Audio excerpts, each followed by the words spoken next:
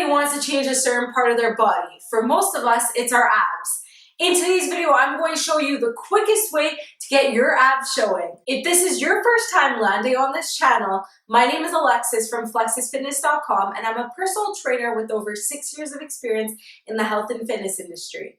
Flexis Fitness is a community of women who believe that fitness isn't only about looking in shape, but it's about being in great shape. And everything we do is backed up by science to make sure that we get real results that last for a lifetime. So if you're into that and you want to learn more about how to get the most out of your workouts, be sure to scroll down below and click on that subscribe button to join our family today. Before we get started, it's important to know that things like gender, age, lifestyle habits, and hormonal changes all play a role in weight gain and where you store body fat. So this is why it's been so hard for scientists to prove that you could spot reduce fat. But either way, in today's video, I'm going to show you the quickest and best strategy to get those abs to show. Let's first take a look at nutrition. So it's super important that you're in a calorie deficit. This way, you're burning more than you're consuming and your body is in a fat loss state, which will allow you to show your abs. Another thing that people don't realize is that you may be bloated because of what you are eating and drinking. Because a lot of the times, the foods and drinks that we eat or drink have a negative effect on our stomach, which is what causes the inflammation to happen around our midsection. So the first example of this is alcohol. Alcohol is both high in calories and it is a drink that bloats your stomach, especially if you're having sugary or mixed drinks. It also dehydrates your body, so it causes your organs and skin to hold on to a bunch of water, which leads to puffiness in your face and throughout your body, especially your midsection. You can see this after a night out with your friends, where it looks like you gained a bunch of weight for the next 24 to 48 hours, and then it disappears again. So this is why you wouldn't want to drink alcohol daily, and you would want to limit your alcohol intake to about one night a week. Another type of food that causes bloating is dairy. So things like cheese, yogurt, and milk. This is because the main sugar in dairy is lactose. So in order for us to break down lactose, we need an enzyme called lactase. So when we're younger, we produce an abundance of lactase, which makes sense because we're constantly being fed by milk. However, when we grow older, we don't produce as much lactase. So it makes it harder on our bodies to digest lactose, the main sugar, and causes more irritation in our digestive tract. So this irritation leads to a bloated belly, which you may feel in as little as 30 minutes after downing a glass of milk. So people who are lactose intolerant produce so little lactase that it's impossible for their bodies to be able to break down the sugar at all. So that's why they have stomach aches, stomach pains, and they have to go to the bathroom multiple times. Here are some cool statistics for you about different people throughout the world who are lactose intolerant. So the question now becomes, what do you do if you think you are bloated? Well, the first and easiest thing to do is to drink lots of water.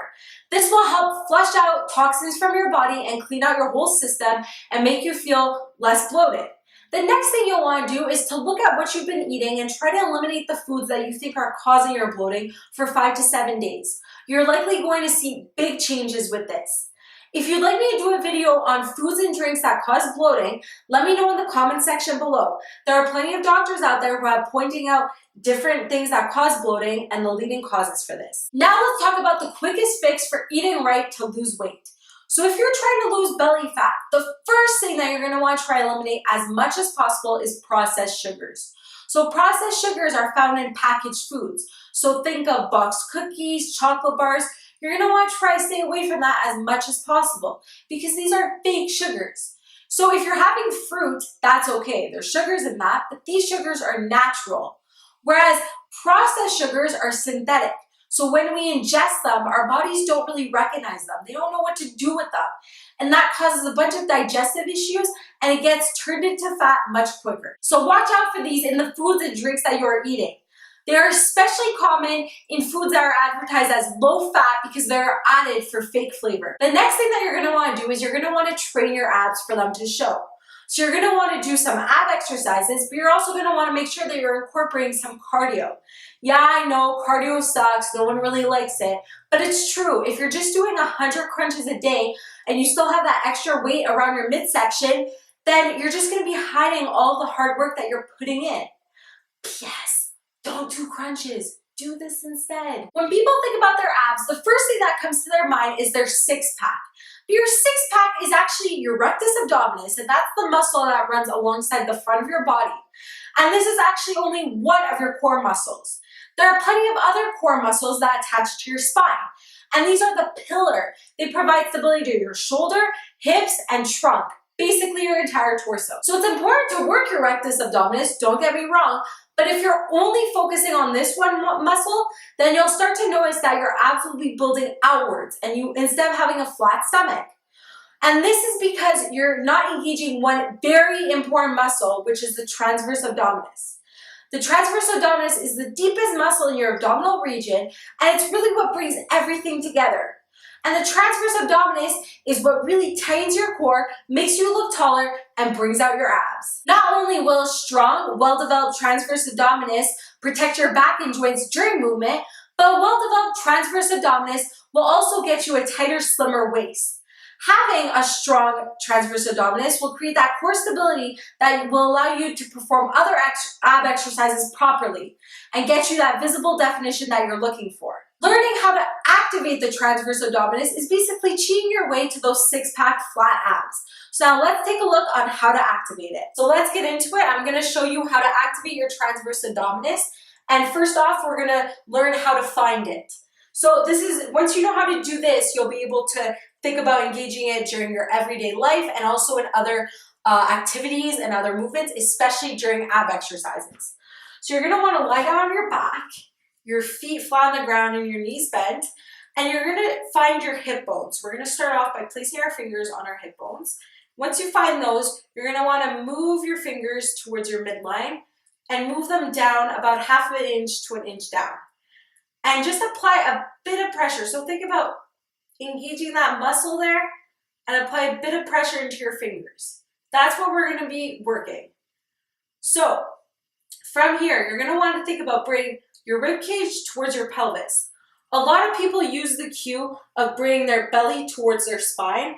I don't like this cue because when you tell people to do that, oftentimes they just suck in their stomach. That's not what we're trying to do. We're really trying to create that pressure, that intra-abdominal pressure. So from here, to bring your rib cage towards your pelvis, I want you to think about pressing your lower back into the ground. So keep your fingers on that muscle and just press your lower back into the ground. And you'll feel it tighten. You'll feel that pressure into your fingers. So keep doing this. Keep arching your lower back, pressing into the ground, and do about 15 to 20 repetitions, just so you get used to this feeling. Now, after you've done this, what you could try to do to further engage it is bring your legs up in a tabletop position. And again, once I'm here, I'm gonna press that lower back into the ground, feel that muscle engagement, and I'm going to extend my leg out slowly. Now, as I do this, I don't want my lower back to come off the ground, and I don't want my hips moving. I really want to create that core stability. So you'll want to do 10 reps on each leg, and just go through it slowly because remember, we're trying to keep that muscle engaged, so don't rush through it. So now that you know how to activate your transverse abdominis, you could transfer this into other movements and other ab exercises. So I have another video and it's called Victoria's Secret Ab Workouts. You could go try that. There's some great ab exercises that will further develop your abdominal muscles to get you those six-pack abs that you're looking for. So as you can see, it is possible to cheat your way to a flat stomach. You just need to be fueling yourself properly and engaging the right muscles during your core exercises. And the more you focus on this core engagement during everyday activity and exercise, the more natural it will become. If you have any questions at all about what was discussed in today's video, comment below or feel free to reach out to me. I'm here to help you. Also, don't forget to share this with your friends to teach them the shortcuts that we talked about today. Thanks so much, and I'll see you tomorrow.